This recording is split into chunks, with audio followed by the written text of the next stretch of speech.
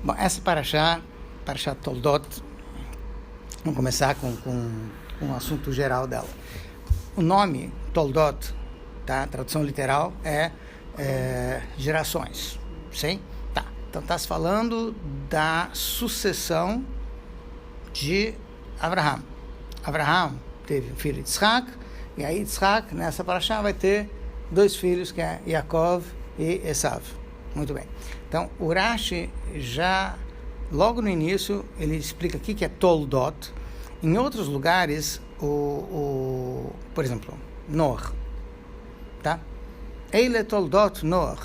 Também, começa igualzinho, que nem essa Parashá, tá? Só que Rashi lá fala Toldotehem shel tzadikim, que são as gerações dos tzadikim, Maasim Tovim, são as boas ações. Fala lá que Noach é tzadik, tá? Então, ali Toldot quer dizer tzadik, fez boas coisas, fez boas ações, tal. Aqui o Rashi faz questão de dizer Yaakov e Esav ha'amurim ba'parashá. O que são Toldot? Não está enfatizando as boas ações de Yitzhak, tipo, não precisa. Está enfatizando que o Yaakov e o Esav que estão na Parashá, esses são os Toldot. No fundo, se fala assim, já que o nome da Parashá reflete o assunto da Parashá, realmente, a Parashá inteira, do começo ao fim, fala sobre Yaakov e Esav. Um monte de interações entre eles, tá? Em relação a Yitzhak também. Tá?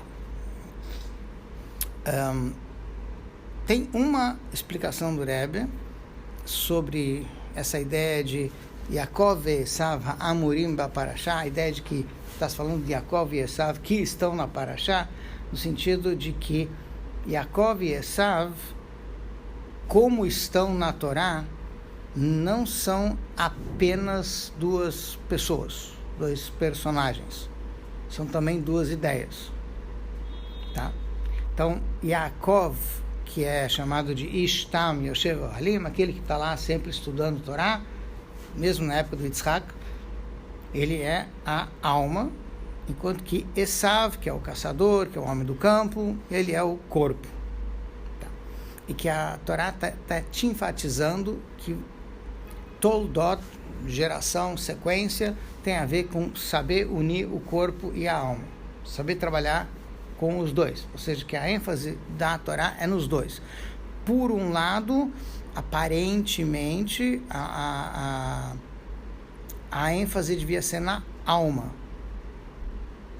ou seja, dar mais força para a alma, para enfatizar a importância da alma na vida da gente. Você tem que alimentar a alma. Não sei se vocês já ouviram falar, tem um livro chamado Kuzari.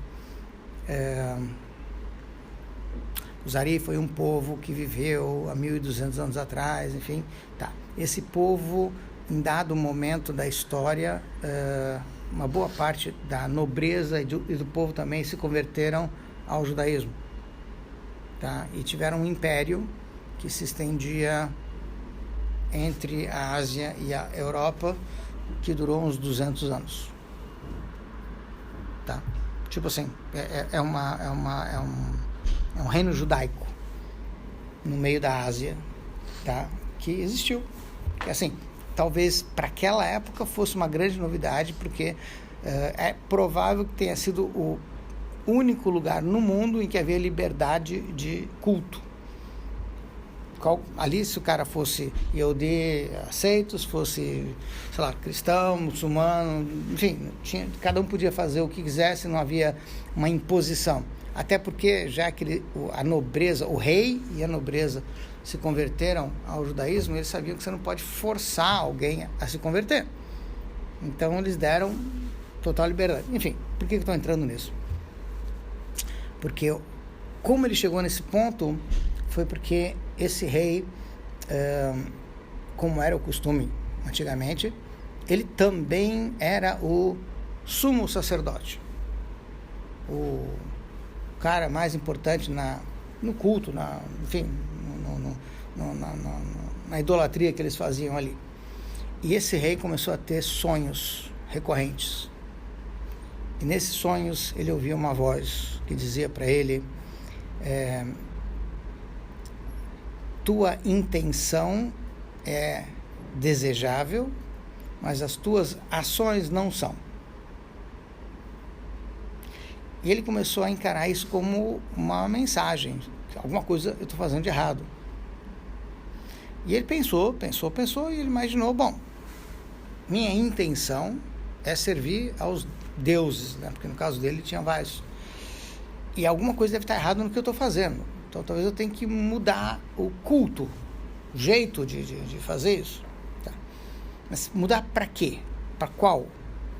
Aí na época dele, as grandes religiões que existiam, basicamente, as grandes filosofias, você tinha o cristianismo, o islamismo, ele apreciava muito também os filósofos gregos e o judaísmo. Aí, aparentemente, ele excluiu o judaísmo pelo fato dos Yehudim serem perseguidos em tudo quanto era lugar. Ele achou que isso devia ser um sinal de que eles realmente não são benquistos aos olhos, enfim. E aí ele vai e traz um filósofo grego, filósofo, teólogo cristão e um muçulmano. E aí ele começa um debate. Primeiro ele fala com um filósofo grego e pergunta para ele, fala o que a filosofia diz, assim, que a mente e tal. Tem todo um lado interessante lá da discussão dele. E aí ele chega à conclusão de que se o filósofo tiver certo, então essa voz que ele está ouvindo não existe.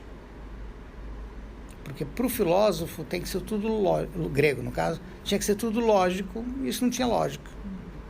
Então, ele acabou descartando o filósofo. Aí começa a falar com um cristão, aí é interessante, ele falou, mas assim, para acreditar nisso aí, você tem que ter nascido num berço, porque tem muita coisa aí que você tem que acreditar, você não tem... Dogma. É, um dogma. Tá. Aí ele meio que descarta. Aí depois vem um muçulmano, ele ouve, eu já ouvi essa história antes, porque metade da história é igual. Aí não sei o que, então, de novo, você tem que acreditar de novo na mesma coisa. Ele falou, esse negócio tá ruim. Aí ele chega pro cristão e pergunta, se você não fosse cristão, você seria muçulmano ou judeu? Ele falou, muçulmano, Deus me livre, eles estavam em guerra. Tá? Então, assim, judeu, tá. Aí ele chega para o muçulmano, se você não fosse muçulmano, bom, judeu, cristão, Deus me livre. Tal. Eu falei, bom, então eu vou ter que falar com os judeus.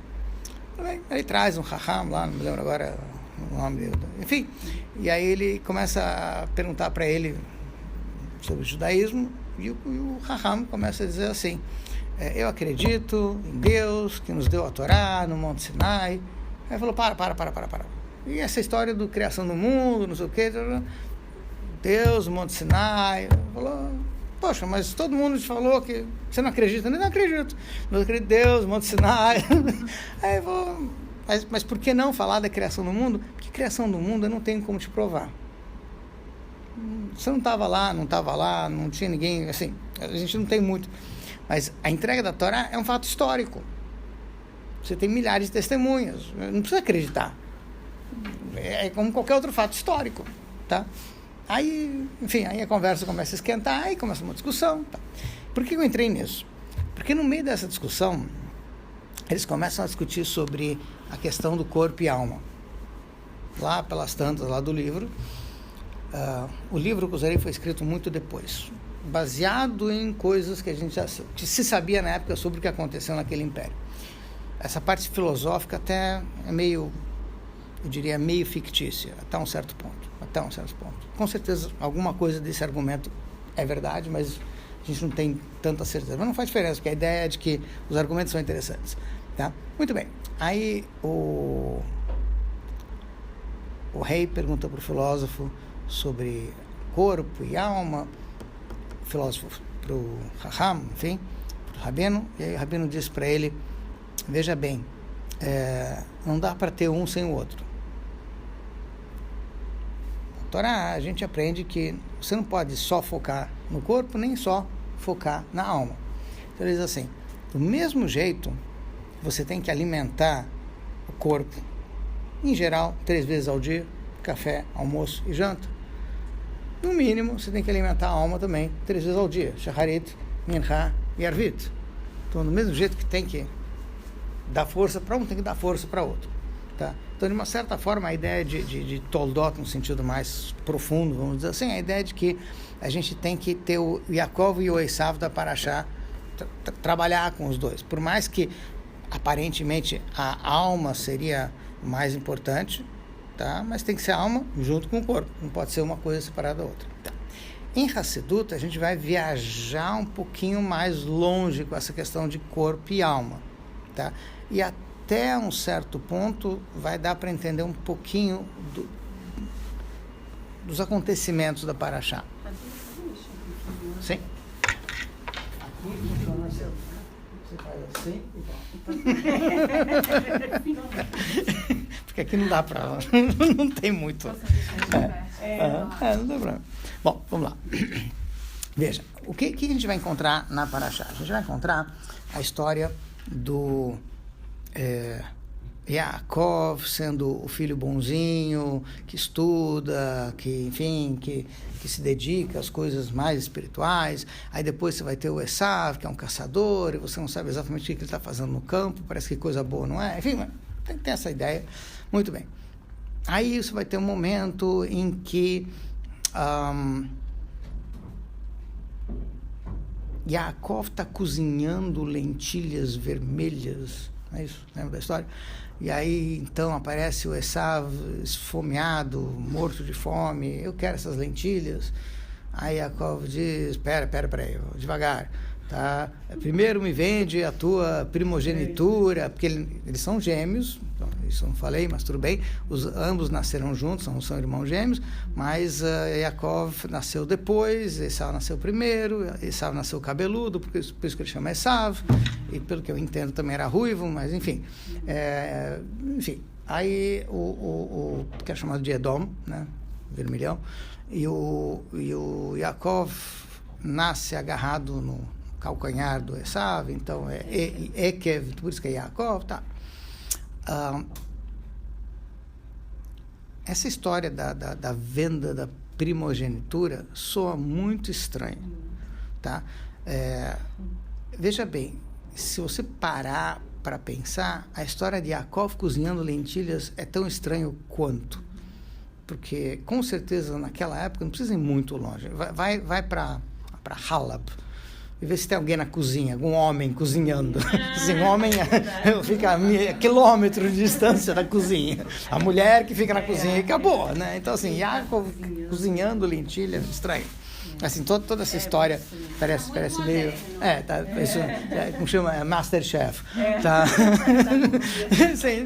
Enfim, tudo... Tá. Isso, como é que funciona? Isso. Quer dizer, é um negócio... Toda a questão fica meio estranha, tá? Então, assim, tem algumas coisinhas que a gente vai poder entender com essa questão de corpo e alma, até um certo ponto vai dar para entender um pouquinho melhor. Primeiro, vamos pegar os fatos, a parte prática. O que estava acontecendo? A gente aprende, à medida que a gente vai fazendo as contas, que Abraham, Yitzhak e Yaakov viveram juntos por 15 anos. Ou seja, até os 15 anos de idade, saúde, tá? Os três estavam juntos aqui no planeta, saúde, tá? Então, assim, óbvio que havia uma convivência muito, muito intensa entre eles. Quando Abraham falece, é aí que a gente vai encontrar Yaakov cozinhando lentilhas. Veja bem, isso até bate mais com o costume sfaradi, especificamente pessoal do Líbano, ou pessoal acho que até da Síria, que em luto, em época de luto, eles costumam servir lentilhas. Ashkenazim tem mais costume de servir ovo. A ideia é a mesma, a ideia é de que em ambos os casos essa é uma forma sutil de lembrar que a vida é um ciclo, uns vão, uns voltam, você não pode falar uma coisa dessa que é muito cruel, falar uma coisa dessa para alguém que está de luto, mas você insinua de uma forma sutil, e a pessoa que entendeu, quem não entendeu, tem uma outra explicação também, que é alguma coisa redonda, não tem entrada nem saída, quem está de luto também não tem o que falar, então você também não fala. você deixa a pessoa à vontade, ou seja, você não tem que vir com uma frase linda, maravilhosa para consolar a pessoa, porque talvez ela não esteja nem disposta a ouvir coisa nenhuma. Então, você vem, se a pessoa quiser falar contigo, ela fala, estou falando de quem está de luto, né? Se não, não, tudo bem, também está tudo em ordem, tudo ótimo. E Yaakov está cozinhando as lentilhas porque o Esav não estava lá. Porque no fundo, quem tinha que estar fazendo isso era o Esav. Ou seja, como primogênito, ele é que tinha que estar servindo o pai quando o pai está de luto. Porque o Yitzhak estava de luto. Não a esposa? Então, a esposa estaria do lado do pai consolando ele. Mas seria como se fosse um kavod que o primogênito tinha que dar para o pai. Entende o que eu estou falando? Ou seja, de uma certa forma, não vou te dizer que a Arifká também não ficou de luto. Entende o que eu estou falando? É muito próximo. Tá? Então, Ela também é parente, né? Sim, também é família. Sim. A questão aqui é a seguinte, a ideia da primogenitura, para nós, hoje em dia, não pesa muito. Assim, a gente não consegue ver por que um primogênito seria mais ou menos do que os outros irmãos. Não faz muita diferença no nosso dia a dia, tá? Mas se você parar para pensar que numa época, e eu estou dizendo assim, até mesmo entre não e Yehudim, lá atrás, primogênito era uma coisa distinta. Ou seja, em algumas famílias tradicionais cristãs, o primogênito virava padre, virava não sei o quê. Mas hoje em dia existe lei diferenciada para primogênito. Sim, em termos de herança vai ter. Ainda vai ter. Sim, pela Lahá, sim. E funciona? Sim. O que eu quero dizer é que você não vê isso muito no dia a dia. Ou seja, assim, pela lógica, você teria que dar mais kavod, o irmão mais novo teria que dar mais kavod para o irmão mais velho. Isso só quando é homem. Se o primogênito for mulher. Veja bem, em relação a kavod, talvez até a irmã mais velha. Em relação à herança, já é uma outra questão. Aí pode ser que tenha diferença de Alahá, entende? Mas em relação a kavod, teoricamente, tem que respeitar os mais velhos. Kabed et avicha ve'et imecha, de respeito ao pai e à mãe, a Gemara acrescenta que esse ve'et, que tem um e a mais, acrescenta os irmãos mais velhos. Ou seja, que eles também... Não é o mais velho de todos, tipo... Um tem que respeitar... Isso. Uma certa hierarquia. No bom sentido, assim, de ter um... Eles se utilizam muito disso, né, entre eles. Não é mal. Assim, tem que ter um pouco disso. Não, acho que é saudável. Assim, dentro, óbvio. Do pai e da mãe, ou isso. Isso. Até um certo ponto dá para passar. Tá? Agora, na Torá, primogênito vai mais longe. Porque primogênito era Cohen. Ou seja, a função em toda a família tinha que ter um Kohen, tinha que ter alguém que ia se dedicar exclusivamente a servir a Hashem, que seria o primogênito da família. Isso só mudou quando teve o Reta Egel, o pecado do bezerro de ouro, que aí os primogênitos de Israel perderam esse privilégio e ele passou para os Leviim. Mas até então, todo primogênito tinha uma série de restrições, porque, veja bem, em toda a família... Eles foram mortos lá no Egito também, né? Eles também foram poupados no Egito de não serem mortos na praga dos primogênitos. Veja, os Yehudim como um todo, não foram só os Levi. Sim. Tá? Então aí é outra questão, Pidyon Ben, etc. Tá? A questão é que os Bechorim, que todos eles seriam Kohanim, a partir do momento em que eles perdem a Bechorá, então transfere-se a Kedushá, a santidade, o status especial que o Bechor tem para os Kohanim. Como havia uma diferença de número, ou seja, haviam mais primogênitos do que Levim, tá? Aí então surge a questão do Pidyon, de resgatar, de transferir essa Kedushá de uma outra forma, tá? Ou seja, ele não tem, o Bechor perde a Kedushá e ela tem que ser transferida de alguma maneira para os Levim, para os Kohanim, enfim, tá? Então,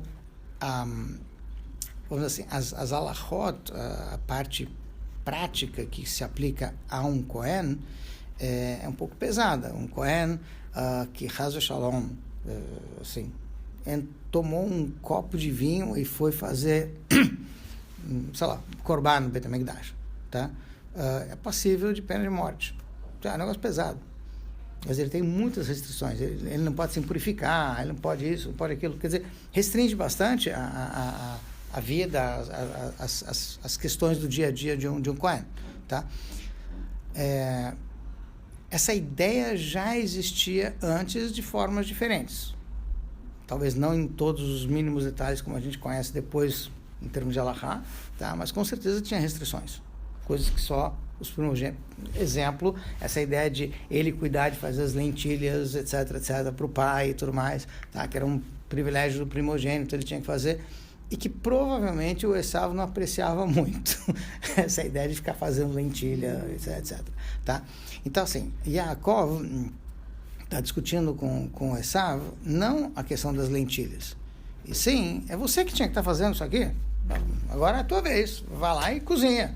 Falou, não, eu quero mais é comer. Falou, peraí, essa é a tua função, você nasceu primeiro. Então eu posso virar primogênito. Como quer dizer, então me passa logo tudo. Tá? Então, a discussão fica nesses termos, tá? Vamos dizer assim, a grosso modo seria mais ou menos essa ideia. Ou seja, o Esaú, ele fala, eu não quero isso. Lama li ze bechorá, para que eu preciso disso? Eu não quero essa dor de cabeça. Tipo, se fosse só privilégio, tudo bem, mas tem compromisso, tem deveres. Entende? É que nem o pessoal hoje, meus direitos, mas de dever ninguém fala. Entende? Então, assim, já que tem deveres, então fica com ela. Tá? Então, assim, de uma certa forma, está acontecendo praticamente o que aconteceu na transferência da Kehuná, do status de Cohen, do Bechor para os Kohanim e Levim, que foi vendido. Entende o que eu estou falando? Porque você resgata. Tá? Então, aqui, de uma certa forma, está acontecendo a mesma coisa. Houve esse resgate, essa transferência do status de Cohen de um para o outro. Tá? E aí a Jacob fala, tudo bem, se você não quer, eu quero. Tá? Dentro desse episódio, tem um detalhe talvez meio viajado, super viajado, mas enfim, eu espero que a gente não perca muito no meio do caminho, tá? Que é o seguinte, Esaú não pede apenas deixa eu comer, estou com fome, tá? A expressão que ele usa é haliteni na min ha'adom azeh. Quando se alimenta um animal para engordá-lo, praticamente você coloca um funil na boca do bicho e vai jorrando a comida ali, tá? É meio exagerado, mas é mais ou menos isso. O que Esaú falou é, eu vou abrir a boca, eu não quero nem ter o trabalho de segurar a colher. Porque halitene quer dizer exatamente isso, que nem você engorda um animal. Vai jogando na minha boca, tá? Que é uma expressão estranha para comer, assim, tá com tanta fome assim que não consegue nem pegar nem comer sozinho.